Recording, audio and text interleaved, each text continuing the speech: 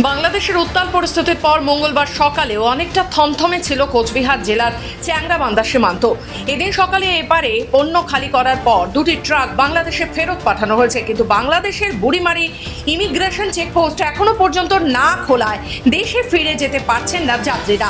এবারে চ্যাংরাবান্ধা ইমিগ্রেশন চেকপোস্টে আটকে রয়েছেন দুজন বাংলাদেশি নাগরিক। ব্যাঙ্গালোরে গেছিলাম চিকিৎসার জন্য। আচ্ছা, তারপর এই তো চিকিৎসা শেষ করে এখন ফিরে যাচ্ছি বাসায়। কতদিনের জন্য এই ভারতে 15 দিন ছিলেন? ছিলাম। তো এখন কোথায় আছেন এই মুহূর্তে? এখন আমরা চ্যাংরাবান্ধায় আছি। এখন আজকে বর্ডার পার করার ওই পাশে খুলেছে ইমিগ্রেশন হ্যাঁ সার্ভিস? শুনলাম তো খুলছে। আমি ব্যবসায়িক কাজে তার পাশাপাশি একটু চিকিৎসা জন্য শিলিগুড়িতে গেছিলাম ডাক্তার দেখার জন্য। কবে ভারতে আসছিলেন? আমি গত বৃহস্পতিবার আসছি। তা যাইতে পারতেছেন না কেন বাংলাদেশে এখন? বাংলাদেশে চাইতে পারতেছি না বলতে, গতকালকে তো আপনারা ভালো করে জানেন, সবাই শুধু বাংলাদেশ ইন্ডিয়া নয় সারা পৃথিবী জানে কিছু কারণে যাওয়া হচ্ছে না।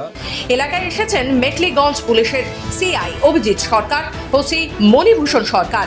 জানা গিয়েছে পণ্য নিয়ে গিয়ে বাংলাদেশের বুড়িমারি স্থলবন্দরে আটকে রয়েছে 207টি ভারতীয় ট্রাক। পাশে ইমিগ্রেশন পুলিশ এখনো বসে নাই, যার জন্য ইন্ডিয়ান ইমিগ্রেশন এখনো ক্লিয়ারেন্স দিচ্ছে না আমাদেরকে। তো বাংলাদেশে এখন অবস্থা কেমন আছে? অবস্থা খুবই খারাপ চললো, আস্তে আস্তে উত্তরণের দিকে চলে যাচ্ছে। ইনশাআল্লাহ আমরা আশা রাখি বাংলাদেশ বহুল প্রকৃত গণতান্ত্রিক ব্যবস্থায় আবার ফিরে যাচ্ছে।